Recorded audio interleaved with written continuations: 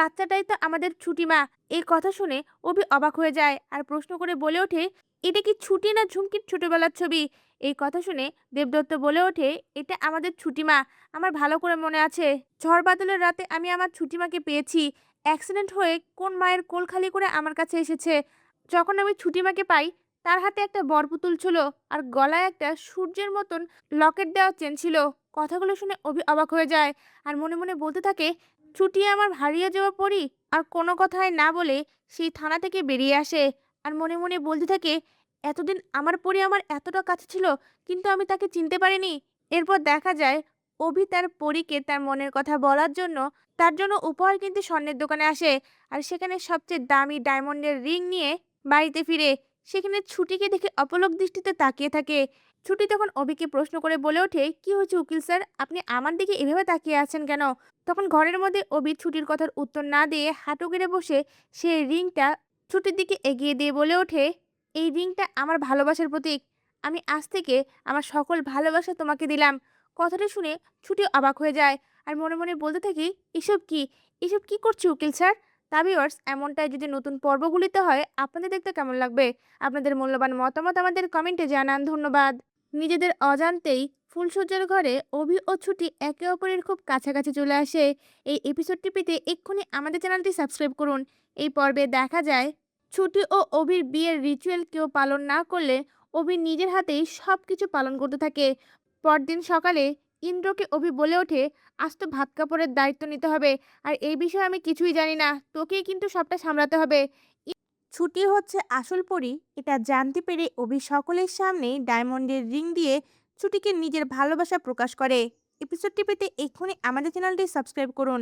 এই পর্বে দেখা যায় ছুটি ঘরের মধ্যে দাঁড়িয়ে একা একাই বলতে থাকে, ঠাকুর, এবারে সকলের মনে আমি কষ্ট দিয়েছি, তুমি সেটা দেখে নিও, তুমি আমাকে ক্ষমা করো। এই কথাগুলো ভেবে খুব কষ্ট পেতে থাকে। ঠিক সেই সময় অভি ঘরের মধ্যে এসে ছুটিকে এভাবে কান্না করতে দেখে বলে ওঠে, এভাবে কাঁদছো কেন তুমি? তখন ছুটি বলে ওঠে, উকিল স্যার, আপনি বুঝবেন না, আমি অনাথ, আমার আপন কেউ নেই, তাই আমি বুঝি আপন মানুষকে কষ্ট দেওয়াটা কত কষ্টের। আজ আমি আপনার বাড়ির সকলের মনে কষ্ট দিয়েছি, আমার সেটা ভেবেই খুব কষ্ট হচ্ছে। এই কথা শুনে অভিও মনে মনে বলতে থাকে, এই মেয়েটার মন কতটা ভালো যে এই কথাগুলো ভেবে নিজেও কষ্ট পাচ্ছে। অভি তখন ছুটিকে শান্ত করার জন্য বলে ওঠে, কে বলেছে তুমি অনাথ? এখন আমি আছি তো তোমার পাশে। কথাটা শুনে ছুটিও কষ্টমাখা কণ্ঠে বলে ওঠে, শুধু তো 1 বছরের জন্য, 1 বছর পর তো যে যার রাস্তায়। কথাটা বলে ছুটি সেখান থেকে চলে যেতে লাগলে তখনই খাটে সেতে বেঁধে পড়ে যেতে লাগে। সঙ্গে সঙ্গে অভি ছুটিকে ধরে ফেলে আর একে অপরের দিকে অপলক দৃষ্টিতে তাকিয়ে থাকে। এরপর দেখা যায় ছুটি অভিকে ধাক্কা দিয়ে সেখান থেকে সরে যেতে লাগলে আবারও তখন খাটের সাথে পায়ে আঘাত পেয়ে সেখানে বসে পড়ে। সঙ্গে সঙ্গে অভি বলে ওঠে, কি হয়েছে, কি হয়েছে? এই বলেই ছুটির পাটা ধরতে গেলে ছুটির পায়ের নিচে তিলটা দেখে অবাক হয়ে যায় আর মনে মনে বলতে থাকে, এরকমই জরুল তো আমার পরীর পায়েও ছিল, আর ছুটির ব্যবহারের মধ্যেও পরীর লক্ষণ রয়েছে। তাহলে কি এই আমার আসল পরী? এই কথাগুলো ভেবে ছুটির দিকে অপলক দৃষ্টিতে তাকিয়ে থাকে। এরপর আবারও মনে মনে বলতে থাকে, এটার সঠিক জবাব পাবো আমি একজনের কাছেই, দেবদত্ত রয়ের কাছে। তখনই অভি তার জবাবটা খোঁজার জন্য রায়বাড়ি থেকে বেরিয়ে থানায় যায় আর পুলিশের কাছে পারমিশন নিয়ে দেবদত্তের সঙ্গে দেখা করে। ছুটির বাবা দেবদত্ত রয় অভিকে দেখে বলে ওঠে, স্যার, আপনি এখানে এসেছেন কেসের ব্যাপারে আমার কাছে আরো কিছু তথ্য নিতে? তখন অভি বলে, না, আজ আমি আমার পার্সোনাল ব্যাপারে এসেছি। আমি এক গোলকধাঁধায় আটকে গেছি, সেখান থেকে বের করতে পারবেন শুধু আপনি। কথাটা শুনে ছুটির বাবা দেবদত্ত অবাক হয়ে যায়। এরপর দেখা যায় অভি তার ফোনে থাকা পরীর ছবিটা দেখিয়ে বলে ওঠে, আচ্ছা, এই ছবির বাচ্চাটাকে কি আপনি চেনেন?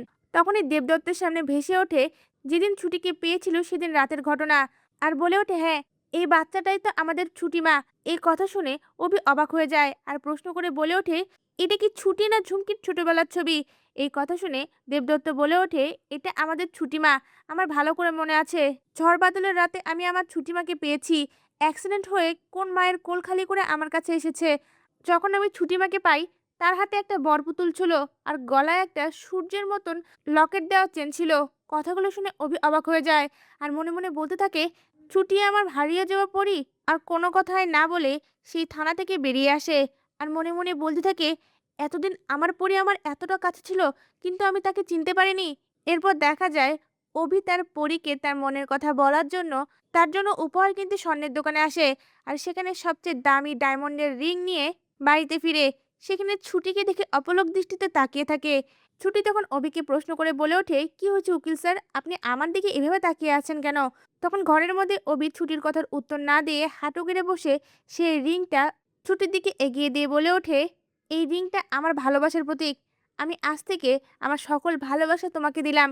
কথাটা শুনে ছুটি অবাক হয়ে যায় আর মনে মনে বলতে থাকি, এসব কি, এসব কি করছে উকিল স্যার? তা ভিউয়ার্স, এমনটাই যদি নতুন পর্বগুলিতে হয় আপনাদের দেখতে কেমন লাগবে? আপনাদের মূল্যবান মতামত আমাদের কমেন্টে জানান। ধন্যবাদ। নিজেদের অজান্তেই এবার এক হলো ছুটি ও অভি। এই এপিসোডটি পেতে এক্ষুনি চ্যানেলটি সাবস্ক্রাইব করুন। এই পর্বে দেখা যায় রাতে এসির ঠান্ডা সহ্য করতে না পেরে ছুটি অভির বিছানার নিচে গিয়ে ঘুমায়। আর এদিকে অভি ঘুম থেকে উঠে নিচে নেমে ছুটিকে দেখতে না পেয়ে ভয় পেয়ে যায়। এরপর অভি ভালো করে খেয়াল করতেই দেখতে পায় ছুটি বিছানার নিচে ঘুমিয়ে আছে। ছুটিকে এমন অবস্থায় দেখে অভি অবাক হয়ে যায় আর ছুটিকে সঙ্গে সঙ্গে বেরিয়ে আসতে বলে আর বলে ওঠে, এভাবে কেউ ঘুমায় বিছানার নিচে? তখন ছুটিও বলে ওঠে, সারা রাত যদি এভাবে এসি চালিয়ে রাখেন আমি কি করে ঘুমাবো, তাও আবার নিচে। এই জন্যই এসির ঠান্ডা সহ্য করতে না পেরে বিছানার নিচে গিয়ে ঘুমিয়েছি। তখন অভি বলে ওঠে, হয়েছে হয়েছে, আর তর্ক করতে হবে না, আজ থেকে এই বিছানায় শুবে তুমি। ছুটিও অবাক হয়ে বলে ওঠে, মানে আমি বিছানায় শুবো মানে? কখনোই না। অভি তখন বুঝতে পেরে বলে ওঠে, একদম চুপ, আমি উল্টাপাল্টা কোনো মতলবে এই কথা বলছি না। তুমি আর আমি বিছানায় শুবো, মাঝখানে পার্টিশন থাকবে। সেই সময় অভির মা দরজায় এসে নক করতে থাকে। ছুটি ও অভি দুজনেই ভয় পেয়ে সঙ্গে সঙ্গে নিচের বিছানাটা লুকিয়ে ফেলে আর ছুটিকে বিছানায় গিয়ে শুতে বলে অভি। এরপর অভি গিয়ে দরজাটা খুলে দেয়। এদিকে ছুটিকে ঘুমন্ত অবস্থায় দেখে অভির মা ঘরের ভিতরে না ঢোকেই অভিকে বলে ওঠে, ছুটিকে উঠতে বল, আচার নিয়ম আছে সেটা পালন করতে হবে, আজ তোদের বউ ভাত। কথাটা শুনে অভিও বলে ওঠে, ঠিক আছে মা, তুমি চিন্তা করো না, আমি ছুটিকে রেডি করিয়ে নিচে নামছি। এমনটাই দেখতে চলেছেন নতুন পর্বে। ঝুমকি গয়না চুরি করেছে এটা ধরা পড়লে অভি নিজে ঝুমকিকে পুলিশের হাতে তুলে দেয়। এপিসোডটি পেতে এক্ষুনি আমাদের চ্যানেলটি সাবস্ক্রাইব করুন। এই পর্বে দেখা যায় ঝুমকি গয়না চুরি করার সময় ছুটি সেটা দেখে ফেলে আর মনে মনে বলতে থাকে, ঝুমকি এখন এখান থেকে গয়না চুরি করবে, আমাকে যেভাবেই হোক সেটা আটকাতে হবে। এই রায়বাড়ির মানুষগুলোকে আমি এভাবে ঠকতে দিব না। আর এটা কোনোভাবেই হিরণময় আঙ্কেলের মেয়ে হতে পারে না। আমার মনে হয় এখানেও ঝুমকি কোনো কারসাজি করেছে। এদিকে অভি ছুটিকে ছাড়া বাড়িতে ঢুকবে না এ কথা বলাতে ঠাম্মি ও অভির মা দুজনেই ভয় পেয়ে যায়। অভির মা সঙ্গে সঙ্গেই অভির ঠাম্মিকে বলে ওঠে, মা আপনি এমনটা করবেন না, আমার একটাই ছেলে, আমি চাই না আমার ছেলে আমার থেকে দূরে সরে যাক। আর তাছাড়া অভি যখন এই মেয়েটাকে ভালোবেসে বিয়ে করেছে সেটা আমাদের মেনে নেওয়া উচিত। এই কথাগুলো বলার সময় ছুটি ইশারা দিয়ে অভিকে ডাকে আর অভিও ছুটির দিকে তাকালে ছুটির সঙ্গে সঙ্গে ইশারা দিয়ে অভিকে দেখিয়ে দেয় ঝুমকি গয়না চুরি করছে। এটা দেখে অভি অনেক রেগে যায় আর সঙ্গে সঙ্গে তার ফোনটা বের করে সবটা ভিডিও রেকর্ড করে নেয়। এরপর দেখা যায় রেকর্ড করে নেব এই বলে তার ফোনটা বের করে সবটা ভিডিও রেকর্ড করে নেয়।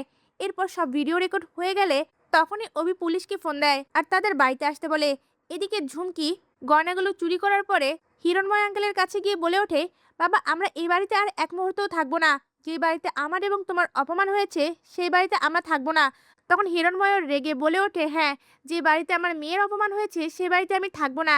এই বলেই ঝুমকিকে নিয়ে চলে যেতে লাগলে সঙ্গে সঙ্গে অভি বলে ওঠে, দাঁড়ান আঙ্কেল, আপনার ভালো মেয়ের গুণটাও একটু দেখে যান। কথাটা শুনে ঝুমকি ভয় পেয়ে যায় আর মনে মনে বলতে থাকে, অভিকে দেখে ফেললো আমি গয়নাগুলো চুরি করেছি। তখনই সেখানে পুলিশ এসে হাজির হয়। পুলিশ দেখে ঝুমকি আরো ভয় পেয়ে যায়। এদিকে বাড়ির সবাই পুলিশ দেখে বলে ওঠে, অফিসার আপনি এখানে? তখন অভি উত্তর দিয়ে বলে ওঠে, দাঁড়াও দাঁড়াও, সকলের সামনে আজ চোর ধরা পড়বে। এই কথা শুনে ঝুমকি ভয় পেয়ে পেছনের দিকে সরে যেতে লাগলে অভি ঝুমকির হাত ধরে টেনে সকলের সামনে আনে আর বলে ওঠে, আমার সঙ্গে যখন এই মেয়েটার বিয়ে হলো না তখন এই মেয়েটা আমাদের বাড়ির গয়না চুরি করে পালাচ্ছিল। কথাটা শুনে হিরণময় অনেক রেগে যায় আর সঙ্গে সঙ্গে অভির কলার ধরে বলে ওঠে, এই কথা যে তুমি আমার মেয়ের নামে বলছো, তোমার কাছে কি প্রমাণ আছে? সঙ্গে সঙ্গে অভি তার ফোনে থাকা ভিডিওটা হিরণময়কে দেখায় আর ভিডিওটা দেখে হিরণময় অবাক হয়ে যায়। তা ভিউয়ার্স, এমনটা যদি নতুন পর্বে ঘটে আপনাদের দেখতে কেমন লাগবে? আপনাদের মূল্যবান মতামত আমাদের কমেন্টে জানান। ধন্যবাদ। ছুটি ও অভির বিশ্বাসের নতুন শুরু। ইন্দ্রর কথা শুনে ছুটি বুঝতে পারে অভি কতটা তার জন্য ভাবে আর সব বিষয় নিয়ে ছুটি অভির কাছে ক্ষমা চাইতে গেলে ছুটির গালে হাত দিয়ে অভি বলে ওঠে, ছুটি হাজবেন্ড হিসেবে না হোক সারা জীবন আমি বন্ধু হিসেবে তোমার পাশে থাকবো। এই এপিসোডটি পেতে এক্ষুনি চ্যানেলটি সাবস্ক্রাইব করুন। এই পর্বে দেখা যায় অভির বন্ধু ইন্দ্র ছুটির মনে অভিকে নিয়ে যে ভয়টা ছিল সবটা ভাঙিয়ে দেয়। ইন্দ্র ছুটিকে বলতে থাকে, অভিকে দেখতে বাইরে থেকে যতটাই শক্ত মনে হোক না কেন, ওর মনটা কিন্তু 24 ক্যারেট গোল্ড। ও যদি সত্যি কাউকে কথা দিয়ে থাকে সে কথা তার জীবন দিয়ে হলেও রাখবে। আর তোমাকে বিয়ে করার পিছনেও অভির একটা কারণ রয়েছে। অভি ছোটবেলা থেকেই পরীকে ভালোবাসে, তাই তোমাকে কখনো ওই নজরে দেখবে না। সঙ্গে সঙ্গে ছুটি ইন্দ্রকে বলে ওঠে, ইন্দ্র স্যারের তো পরীর সঙ্গেই এঙ্গেজমেন্ট ঠিক হয়েছিল, তাহলে পরীর সঙ্গে এঙ্গেজমেন্ট না করে আমাকে বিয়ে করলো কেন? এই কথা শুনে ইন্দ্র কিছু বলতে যাবে ঠিক সে সময় অভি ঘরের মধ্যে চলে আসে। অভি কথাগুলো শুনে বলে ওঠে, এই সকল কিছুর জবাব আমি তোমাকে দেব। কারণ তুমি কোনো কিছুই না জেনে এই বিয়েতে রাজি হয়েছো। সবটা জানার অধিকার রয়েছে তোমার। তখন ইন্দ্র বলে ওঠে, আচ্ছা তাহলে তোরা কথা বল, আমি আসছি। এই বলেই জানালা দিয়ে নামতে যায়। তখন অভি ইন্দ্রকে বলে ওঠে, তুই জানালা দিয়ে যাচ্ছিস কেন? দরজা দিয়ে যা। তখনই ইন্দ্র বলে ওঠে, হ্যাঁ আমি দরজা দিয়ে যাই আর ঠাম্মির মুখে মুখে পড়ি। এমনি ঠাম্মির কাছে আমি ভিলেন হয়ে গেছি। ঠাম্মি ভাবছে আমি তোদের জোর করে বিয়েটা দিয়েছি। আমি কোনোভাবেই ঠাম্মির মুখে মুখে পড়তে পারবো না। তার থেকে এই জানালা দিয়ে যাওয়া অনেক ভালো। এই বলেই জানালা দিয়ে নেমে যায়। এটা দেখে অভি ও ছুটি দুজনেই হাসতে থাকে। এরপর দেখা যায় ছুটি অভিকে বলে ওঠে, আপনি আমার কেসটা লড়বেন তো উকিল স্যার? আমি কিন্তু আপনার কাছে এই একটা ভরসা নিয়ে এসেছি। আমার আর অন্য কোনো জায়গা নেই। তখন অভি বলে ওঠে, ছুটি তুমি কোনো চিন্তা করো না।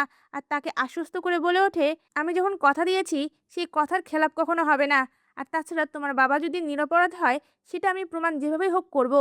কথাটা শুনে ছুটি অনেক খুশি হয়ে যায়। এরপর দেখা যায় ছুটির গালে অভি হাত দিয়ে বলে ওঠে, একটা সম্পর্কের বড় অস্ত্র হচ্ছে বিশ্বাস। আমরা না হলে হাজব্যান্ড ওয়াইফ হিসেবে না হোক, বন্ধু হিসেবে একে অপরের প্রতি বিশ্বাস রাখবো। আর সারা জীবন হাজব্যান্ড হিসেবে না হোক, বন্ধু হিসেবে আমি তোমার সবসময় পাশে থাকবো। এই কথা শুনে ছুটিও অনেক খুশি হয়ে যায় আর সকল কিছুর জন্য অভির কাছে ক্ষমা চায়। তা ভিউয়ার্স, অভি ও ছুটি যদি আস্তে আস্তে একে অপরকে ভালোবেসে ফেলে, আপনাদের দেখতে কেমন লাগবে? আপনাদের মূল্যবান মতামত আমাদের কমেন্টে জানান। ধন্যবাদ।